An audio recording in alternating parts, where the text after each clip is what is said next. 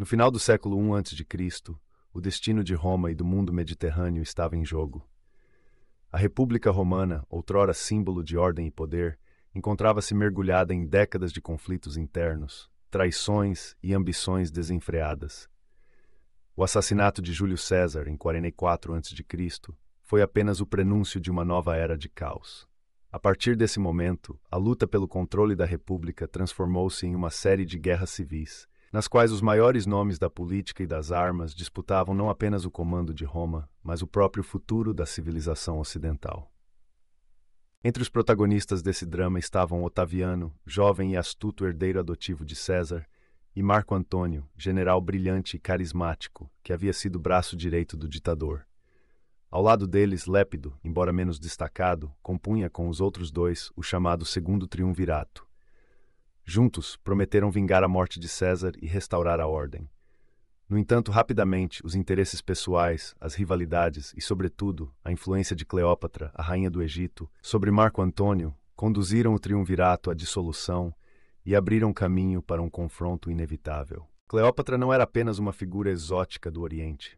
Ela era uma governante sagaz, estrategista e aliada indispensável para Marco Antônio. Ambos sonhavam com um império que unisse o poder de Roma e as riquezas do Egito. Enquanto Otaviano consolidava seu apoio no Ocidente romano, Marco Antônio e Cleópatra fortaleciam sua posição no Oriente, reunindo forças e recursos incomparáveis. A preparação para o confronto foi meticulosa.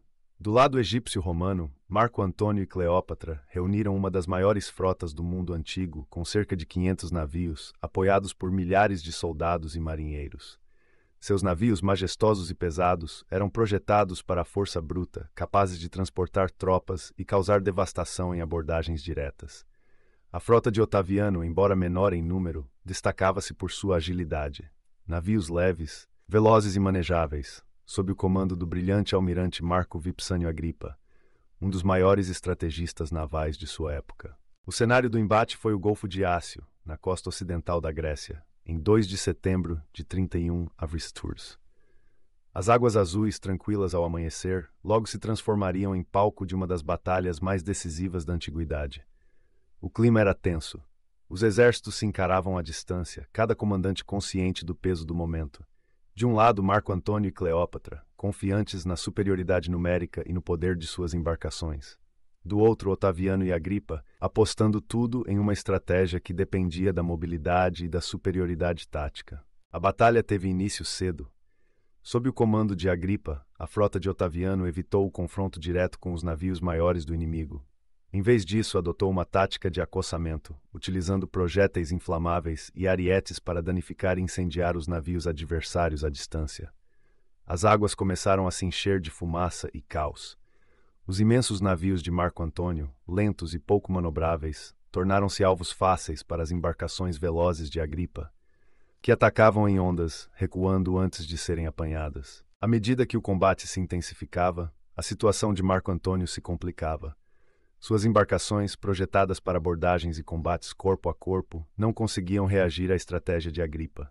A desordem se espalhava pela frota egípcia romana, e logo as perdas começaram a se acumular. Em meio ao tumulto, Cleópatra, observando a crescente desvantagem, decidiu pela retirada. Com um grupo de navios, rompeu as linhas de batalha e fugiu em direção ao Egito. Marco Antônio, ao perceber a fuga de sua aliada e amante, abandonou seu posto de comando e partiu em perseguição, deixando seus soldados e marinheiros à própria sorte. A fuga de Cleópatra e Marco Antônio foi um golpe mortal à moral das tropas remanescentes. Sentindo-se traídos e desamparados, muitos se renderam ou foram capturados. A frota de Otaviano, por sua vez, consolidou a vitória, destruindo e saqueando os navios e acampamentos inimigos. A partir daquele momento, o destino de Roma estava selado. O desfecho da Batalha de Ácio não foi apenas uma vitória militar, mas o marco definitivo do fim da República Romana. Marco Antônio e Cleópatra, isolados e sem perspectivas, retornaram ao Egito. Cercados pelas forças de Otaviano, ambos escolheram o suicídio, preferindo a morte à humilhação da derrota e do cativeiro. Otaviano então retornou a Roma não mais como um dos muitos líderes, mas como o senhor absoluto do mundo romano. Assumiu o nome de César Augusto e inaugurou o período imperial, caracterizado por estabilidade, prosperidade e expansão. O legado da Batalha de Ácio ecoa pelos séculos. Não foi apenas uma disputa naval, representou a vitória da astúcia sobre a força bruta, da estratégia sobre a mera superioridade numérica. A vitória de Otaviano permitiu-lhe consolidar um poder sem precedentes, trazendo à tona uma nova era para Roma. Sob Augusto, o império floresceu, as fronteiras se expandiram e a paz, a famosa Pax Romana, se estabeleceu por quase 2 séculos. Além do impacto político e militar, Ácio também simboliza o fim de uma era romântica e trágica. A relação entre Marco Antônio e Cleópatra, envolta em paixão, ambição e tragédia, inspirou incontáveis obras de arte, literatura e teatro. A batalha, portanto, não foi só o fim de 2 vidas notáveis, mas o encerramento de um capítulo fascinante da história mundial. Por fim, Ácio ensina lições eternas sobre liderança, lealdade e destino. Mostra como alianças e estratégias podem decidir o rumo de civilizações inteiras, e como as escolhas individuais de líderes podem determinar o curso da história. Enquanto as ondas do Golfo de Ácio continuam a bater suavemente nas rochas gregas, os ecos daquela batalha permanecem vivos, lembrando-nos de que, em momentos cruciais, a coragem, a visão e a inteligência moldam o futuro de povos inteiros.